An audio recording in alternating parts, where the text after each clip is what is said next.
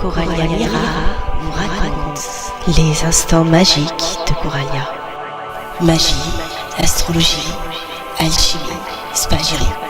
Bienvenue en Arcadie. Bonjour à toutes et bonjour à tous, chers amis arcadiens. Nous voici ensemble pour cette nouvelle chronique des instants magiques de Coralia. Aujourd'hui, je vous amène visiter le rayon créateur lié à Mars. Je sens que certains d'entre vous tremblent déjà. Allez, ne vous inquiétez surtout pas.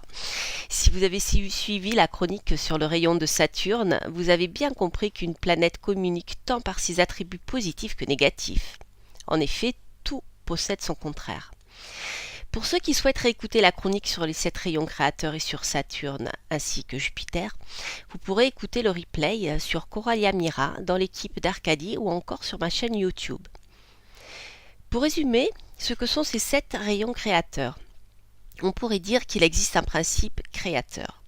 Ce principe se manifestera dans la nature au travers de ces 7 rayons créateurs. Je reprends la citation d'Alice Bailey pour ceux qui découvriraient ces chroniques. Il y a une seule vie qui s'exprime essentiellement au moyen de ces 7 qualités fondamentales ou aspects, et secondairement, au moyen de la diversité des myriades de formes. Ces 7 qualités radiantes sont les 7 rayons, les 7 vies qui donnent leur vie aux formes, qui donnent au monde de la forme sa signification. Et oui, cette citation me plaît beaucoup, vous avez remarqué, car je la trouve extrêmement parlante. Alors aujourd'hui, direction la planète Mars et son symbolisme. Alors, à quelle réalité terrestre renvoie ce Mars? De quoi est-il le symbole? Pour l'aborder sur le plan astrologique, nous nous baserons comme toujours sur ce que nous voyons dans le ciel. Si certains d'entre vous ont suivi mes cours de présentation de l'astrologie sur YouTube, vous avez dû faire un petit exercice au mois d'octobre qui consistait à observer les mouvements de la planète Mars ainsi que ceux de la Lune. Qu'en résultait-il? Vous avez dû constater la rapidité de déplacement et de changement de forme de la Lune, et bien sûr, la lenteur relative de Mars par rapport à cette Lune. Mais ce qui est surtout significatif, c'est la couleur rougeoyante de Mars. Si nous faisons référence à l'expression « rouge de colère », vous comprendrez aisément que Mars renvoie bien sûr à la colère. Mars, c'est avant tout le guerrier. Autrement dit, lorsque vous vous appuyez sur Mars, vous faites appel à votre courage et à votre capacité d'action. Alors, qu'est-ce que je vous disais? Mars est bien bénéfique. Soit, mais si Mars représente une personne et qu'il est mal placé dans le ciel, en exil, par exemple, dans le signe de la Balance, il donnera alors plutôt quelqu'un de colérique. Il peut aussi signifier les conflits, les accidents. Sur le plan alchimique, Mars est de nature chaude et sèche, donc contraire à la vie. Car pour pousser, une plante a besoin de chaud et d'humide. Les mammifères également, pensez au fœtus dans le liquide amniotique. C'est notamment en raison de ses qualités naturelles, le chaud et le sec, que Mars est considéré comme planète naturellement maléfique. Ainsi, dans un thème, si Mars envoie un mauvais aspect carré ou opposition à la planète qui vous représente, vous vivrez un événement de nature martiale. Ce peut être un conflit, une dépense financière liée à un achat impulsif. Impulsif, et oui, car Mars, vu de la Terre, paraît s'arrêter brutalement, puis partir dans un autre sens. Il semble parfois faire une accélération rapide. Vous avez là les traits typiques d'un humain marqué par Mars sur le plan de son tempérament. Et oui, parmi les humeurs évoquées par Paracelse, on retrouve le tempérament colérique. On le nomme aussi bilieux, en raison de son lien médical avec la bile jaune et donc au foie. Un martien, de la Terre cette fois-ci, ne tient pas en place. Il a besoin de trouver de nouveaux objectifs constamment. Dès que l'objectif est atteint, il change de cap pour suivre un autre objectif. Si bien que, même s'il fait preuve d'une grande énergie, il peut parfois tomber d'épuisement, comme ça, d'un coup d'un seul. Il peut également avoir tendance à s'emporter rapidement, surtout si son second tempérament, car nous en avons toujours 2, dont un secondaire, adoucit le tout. Dans ce cas, nous aurons quelqu'un d'entreprenant et pas quelqu'un de forcément colérique. Les maîtres mots sont donc action, courage, force, agressivité. Allez, je vous pose une devinette pour voir si vous avez compris mes indications. Quel homme politique pourrait être fortement marqué par ce tempérament martial? Allez, je vous donne un indice. Petit et brun. Et oui, c'est un peu Mars. Alors? Eh oui, Nicolas Sarkozy, un pur bilieux. C'est bon, vous me suivez? Donc reprenons. Mars montre de l'agressivité, chaud et sec. Il renvoie au feu, à la couleur rouge bien sûr, et aux brûlures. Allez, une autre devinette. Quelle plante peut être rattachée au même rayon créateur que Mars? Un indice?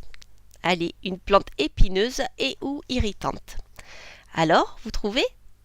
Eh oui, l'ortie, plante de Mars par excellence, car son contact provoque immédiatement une sensation désagréable de piqûre, suivie par une réaction cutanée marquée par des démangeaisons, un gonflement, ainsi qu'une couleur rouge de la peau. Allez, une autre plante pour voir si vous avez bien compris. On l'utilise souvent en cuisine. Certains ne l'aiment pas, il peut faire éternuer. Alors? Et oui, bien sûr, le poivre noir, ainsi que le piment.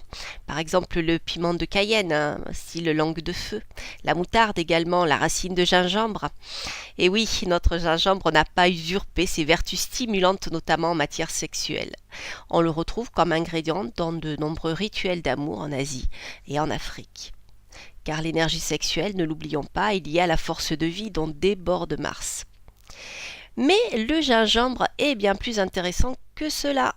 Outre le fait d'être un parfait allié avec le thym pour soigner un rhume ou un refroidissement par décoction, c'est très efficace et très goûtu pour ceux qui aiment la saveur du gingembre.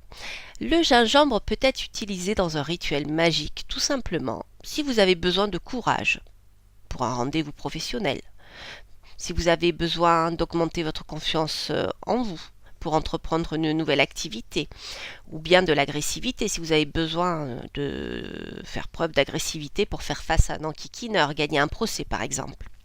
Mais rappelez-vous, pour un rituel destiné à augmenter, il est bien sûr conseillé d'agir en lune croissante et en pleine lune.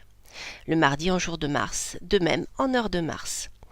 Une bougie rouge sera la bienvenue. Vous pouvez également vous aider d'un cristal lié à Mars, comme le rubis, ou si vous êtes plus modeste, une pierre de jaspe rouge. Préférez-vous vous entourer d'objets en fer, car ce métal est lié au rayon de Mars. Si vous n'avez pas d'encens d'oliban, excellent pour les rituels de protection de par son élément feu, vous pourrez utiliser des graines de cumin ou des grains de poivre noir.